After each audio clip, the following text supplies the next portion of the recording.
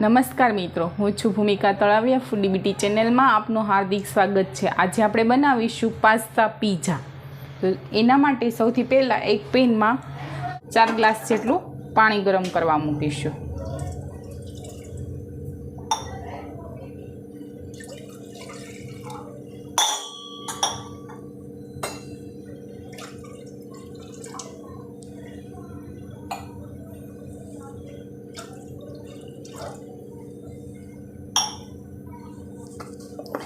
પાણીમાં સ્વાદ પ્રમાણે નમક નાખીશું.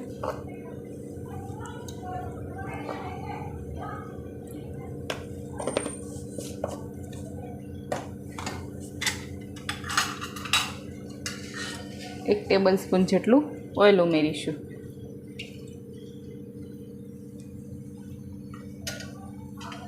જેને ચમચાની મદદથી સારી રીતે મિક્સ કરી લઈશું.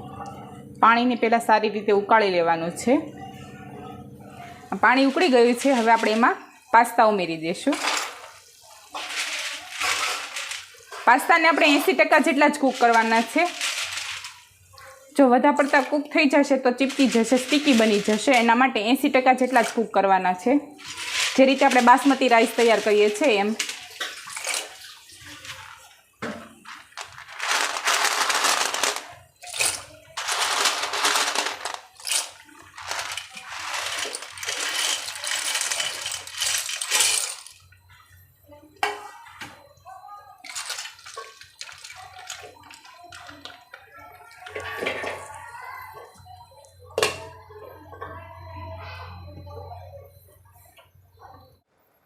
આ પાસ્તા આપણા કૂક થઈ ગયા છે, જેને કૂક થવા માટે 7 મિનિટ જેટલો ટાઈમ લાગ્યો છે. હવે આપણે એને જારીમાં નીકાળી લઈશું.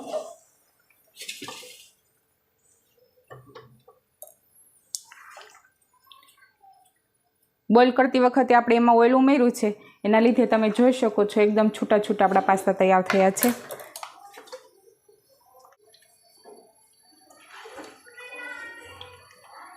પાસ્તા બોઇલ થઈ ગયા છે. હવે આપણે એને વઘારી લઈશું.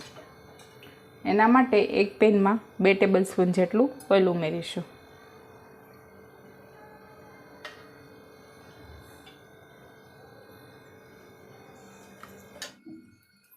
તેલ ગરમ થઈ ગયું છે. હવે આપણે એમાં આદુ મરચાં ઉમેરીશું.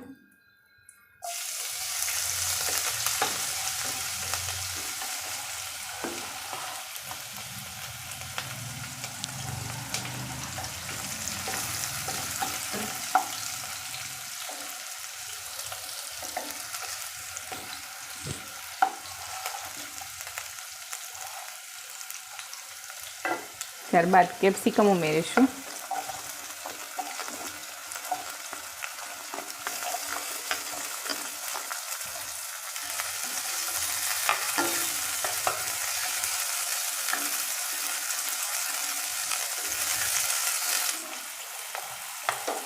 હવે આપણે એમાં ડુંગળી ઉમેરીશું.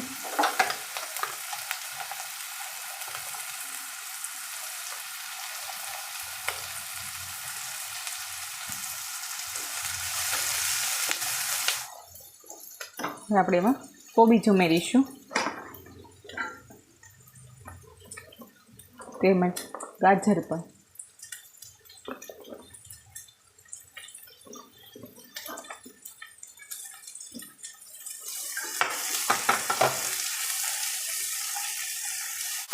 હવે આપણે એમાં ટમેટાં ઉમેરી દઈશું.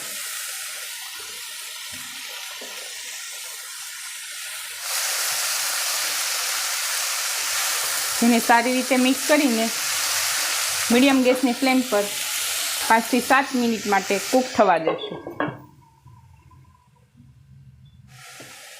હવે આપણે એમાં સ્વાદ પ્રમાણે નમક ઉમેરીશું.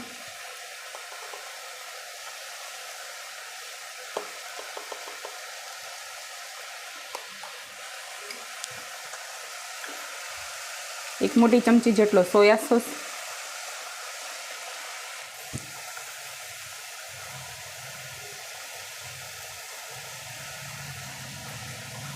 એક મોટા ચમચા જેટલો ટોમેટો સોસ. થોડા ચીલી ફ્લેક્સ.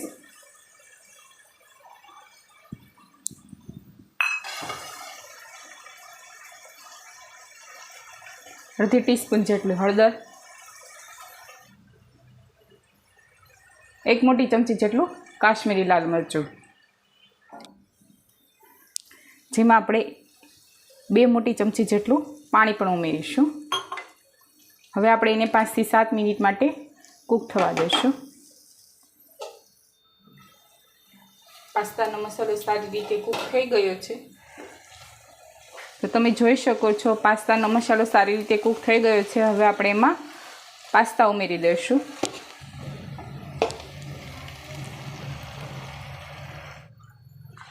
આ પાસ્તાને તમે એકલા પણ ખાઈ શકો છો અને આના પીઝા બનાવીને પણ ખાઈ શકાય છે. પાસ્તા બની ગયા છે. હવે આપણે પીઝા બનાવી લઈશું પાસ્તામાંથી.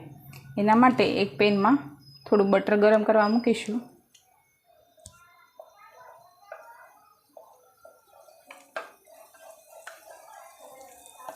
બટર ગરમ થઈ ગયું છે. હવે આપણે એને સારી રીતે સાતળી લઈશું બંને બાજુ.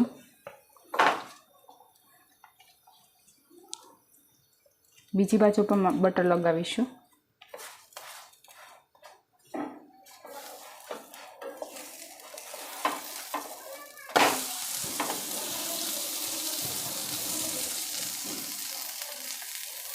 ગેસની ફ્લેમ સ્લો કરી દઈશું. હવે આપણે પીઝા ટોપિંગ કરી લઈશું.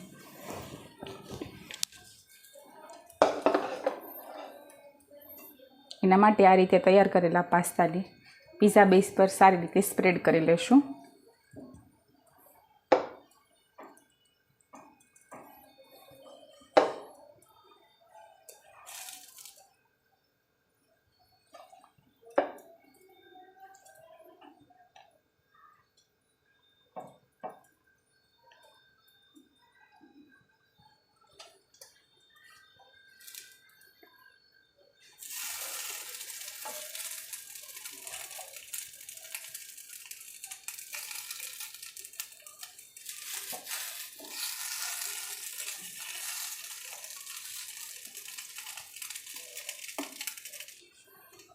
હવે આપણે ઉપર ચીઝ ખમણી લઈશું.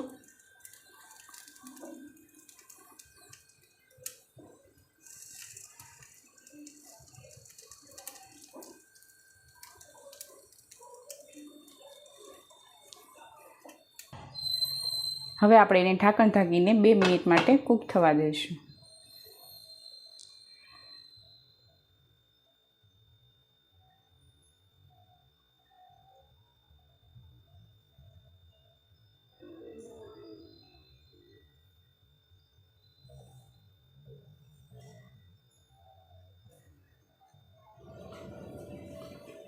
તો આ પીઝો આપણો તૈયાર થઈ ગયો છે. હવે આપણે એને પ્લેટમાં લઈ લઈશું.